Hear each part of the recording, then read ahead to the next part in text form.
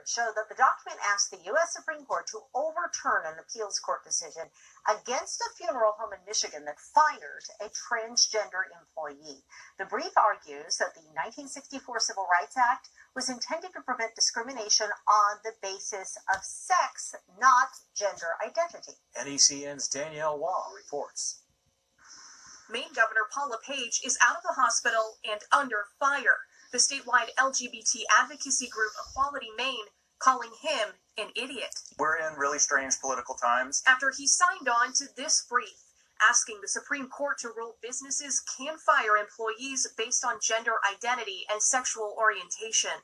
Is this really what you want to spend your time doing your last few days as governor, is arguing that gay people should be fired? The brief asked the Supreme Court to overturn a case in Michigan in which a funeral home fired a transgender worker.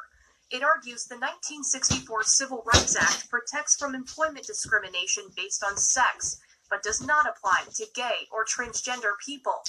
LaPage joins 2 other GOP governors and 13 Republican attorney generals on this brief. And he did that without legal authority, quite frankly, but what else is new? Maine's Attorney General Janet Mills says he never consulted her on the issue, and the governor's name here is merely symbolic because of what's written here. Protections already in place in the Maine Human Rights Act. It's a political statement. He's playing politics with human rights, playing politics with public policy, and Maine law is pretty well settled in that area. In a statement, the governor's office says he signed on to this brief to challenge activist judges seeking to redefine federal law. He says if the government wants to change discrimination laws, that's a job for Congress. The Supreme Court could decide to take up this case in the coming months. In Portland, Danielle Waugh, News Center, Maine.